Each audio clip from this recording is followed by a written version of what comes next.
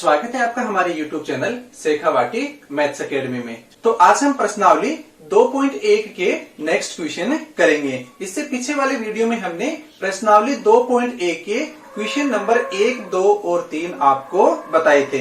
यदि वो वीडियो अभी तक आपने नहीं देखा है तो नीचे डिस्क्रिप्शन बॉक्स में उसका लिंक दिया हुआ है, वहां पर जाके आप उसको देख सकते हैं।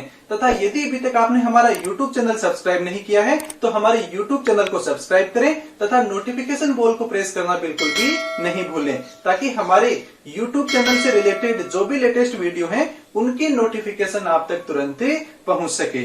तो चलिए शुरू करते हैं।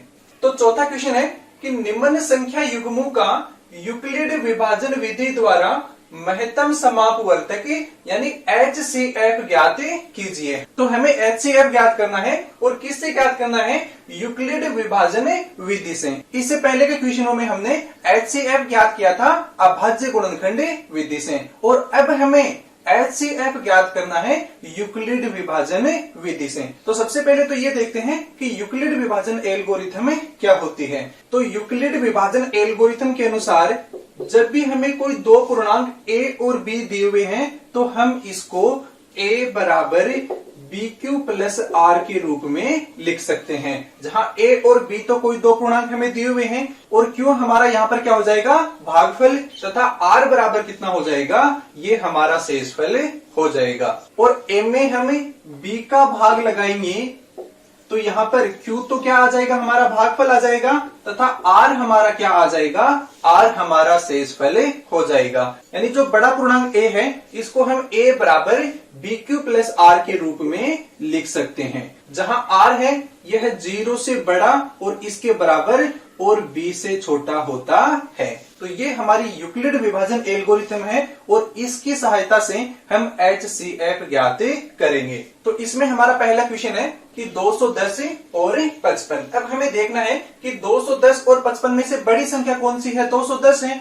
तो चूंकि 210 बड़ी है 55 से, तो A बराबर कितना हो जाएगा? हमारा 210 हो जाएगा और B बराबर कितना हो जाएगा? 55। यानी ये दो पूर्णांक हमें दिए हुए हैं और इनकी सहायता से हमें इसको A बराबर BQ प्लस R के रूप में लिखना है। तो इस बड़े वाले में इस छोटे वाले का भाग लगाएंगे।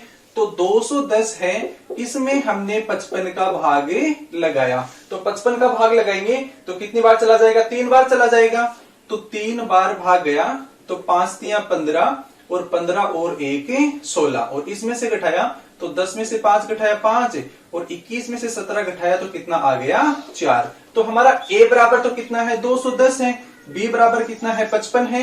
Q बराबर यानी भागफल Q बराबर कितना आ गया? 3 आ गया। और शेषफल R बराबर कितना आ गया? 45 आ गया। तो हम इसको कितना लिख सकते हैं? इसको हम लिख सकते हैं 210 बराबर 55 गुणा 3 और प्लस 45। तो ये A बराबर BQ प्लस R के रूप का हो गया। और इसको हम नाम दे देते हैं चरण फर्स्ट, क्योंकि हम चरण वाइज करेंगे। अब देखो यहाँ पर हमारा ये शेषफल है, ये कितना आ रहा है? ये हमारा 45 आ रहा है। और ये प्रक्रिया हमको कब तक करनी है? जब तक हमारा ये शेषफल 0 नहीं आ जाता है तब तक हमें यह प्रक्रिया दोहरानी है। और जब हमारा शेषफल 0 आ जाएगा तो वहां पर जो अंतिम भाजक होगा वही हमारा HCF हो जाएगा। तो यहाँ पर हमारा शेषफल 0 नहीं है और शेषफल 0 नहीं है तो हम इस प्रक्रिया को पुनः लागू करेंगे। तो चरण सेकंड है, इसमें हमें लिखना पड़ेगा चरण सेकंड। चूंकि शेषफल R नॉट इक्वल टू 0, चूंकि R बराबर 45 नॉट इक्वल टू 0, यानी R बराबर जो 45 आया है ये 0 के बराबर नहीं है। अतः 55 और 45 पर, इस पर और इस पर पुनः यूक्लिड विभाजन प्रमेय हमें लागू करनी पड़ेगी। अतः 55 व 45 पर पुनः यूक्लिड विभाजन एल्गोरिथम के प्रयोग से। अब यहां पर 55 और 45 पर हम यूक्लिड विभाजन प्रमेय का लगाएंगे। तो 55 बड़ा है 45 से, तो 55 में हमने 45 का भाग लगाया और 55 में 45 का भाग लगाएंगे तो कितनी बार चला जाएगा, एक बार चला जाएगा और शेषफल कितना आ जाएगा हमारा 10 आ जाएगा। तो हम 55 को लिख सकते हैं 55 बराबर 45 और गुणा 1 और प्लस का 10। अब देखो यहाँ पर शेषफल हमारा कितना आ गया, 10 आ गया है, तो यहाँ पर भी शेषफल 0 नहीं है, तो हमें वापिस 45 और 10 पर यह यूक्लिड विभाजन प्रमेय लागू करनी पड़ेगी। तो चरण तीसरा जाएगा, तो चरण थर्ड, और इसमें क्या जाएगा, चूंकि r not equal to 0, r 0 के बराबर नहीं है, यानी ये जो शेषफल है यह 0 के बराबर नहीं है, अतः 45 व 10 पर पुनः यूक्लिड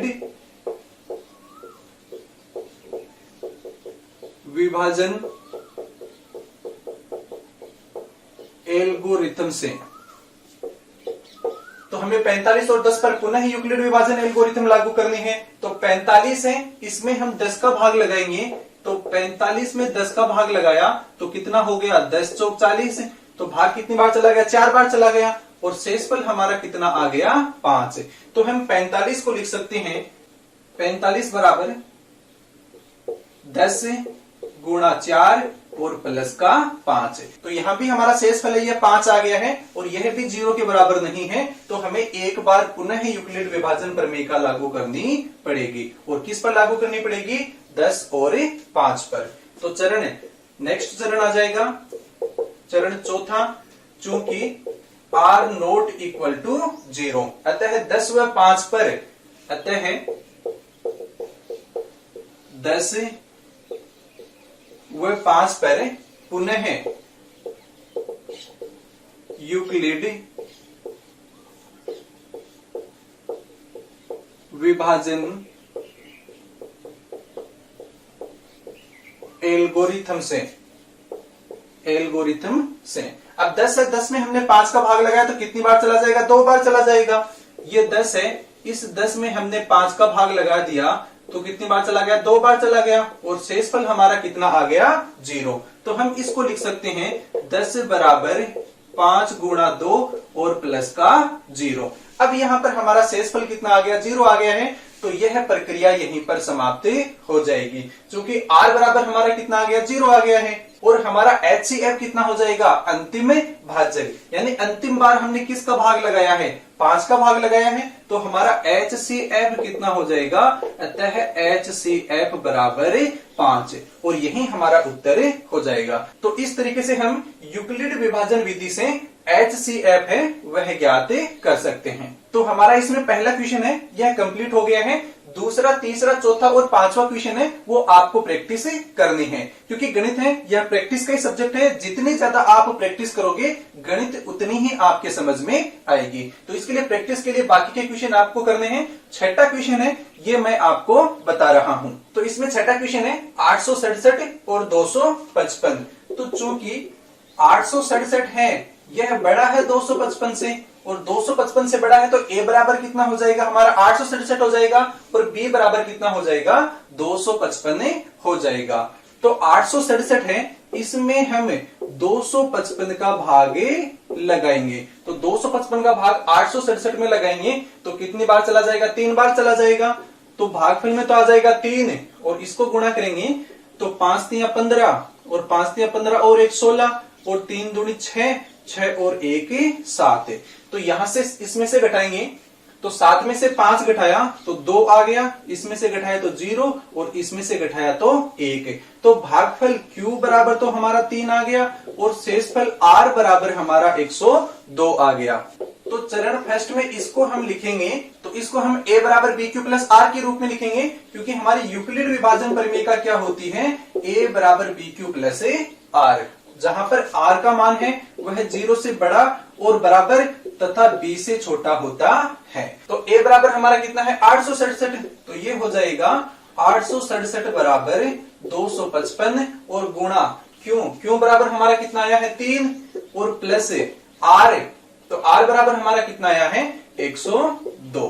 अब यहां से r बराबर हमारा कितना आ गया है, 102 आ गया है, जो कि 0 के बराबर नहीं है। और यदि शेषफल 0 के बराबर नहीं है तो हमें पुनः यूक्लिड विभाजन प्रमेय का लागू करनी पड़ेगी। तो चरण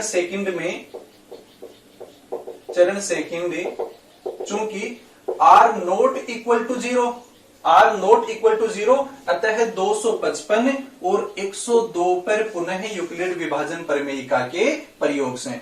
तो 255 है, ये बड़ा है, तो चूंकि 255 ग्रेटर देन कितना है, 102, तो 255 में 102 का भाग लगाएंगे। तो 255 में 102 का भाग लगाया तो भाग कितनी बार चला गया, 2 बार चला गया। तो 2 बार चला गया तो ये हो गया 204। 5 में से 4 घटाया तो 1 आ गया, इसमें से घटाया तो 5 आ गया, इसमें से घटाया तो 0 आ गया।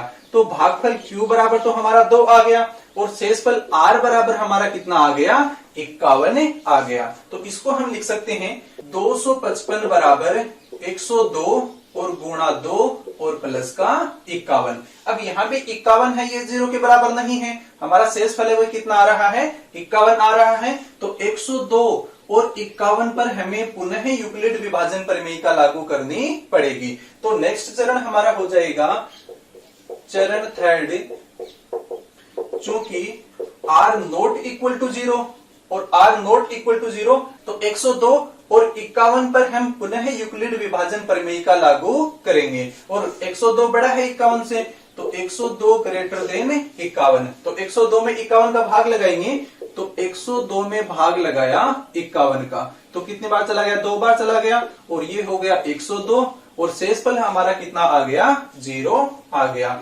तो इसको हम लिखेंगे 102 बराबर 51 गुणा 2 और प्लस का 0। अब यहाँ पर हमारा शेषफल है वह 0 आ गया है, तो यह प्रक्रिया यहीं पर समाप्ति होती है और हमारा HCF वह कितना हो जाएगा, अंतिम भाजक हो जाएगा। यानी अंतिम बार जिस संख्या का हमने भाग लगाया है, और अंतिम बार हमने किसका भाग लगाया है, 51 का भाग लगाया है, अतः हमारा HCF बराबर कितना हो जाएगा, 51 हो जाएगा। तो ये हमारा चौथा क्वेश्चन है, यह कंप्लीट होता है और यह वेरी मोस्ट इंपोर्टेंट क्वेश्चन है। इसमें से काफी बार बोर्ड एग्जाम में क्वेश्चन पूछे जाते हैं, तो इन क्वेश्चनों को बड़े ध्यान से आपको समझना है तथा बाकी के जो भी क्वेश्चन दिए हैं वो आपको घर पर प्रैक्टिस करने हैं।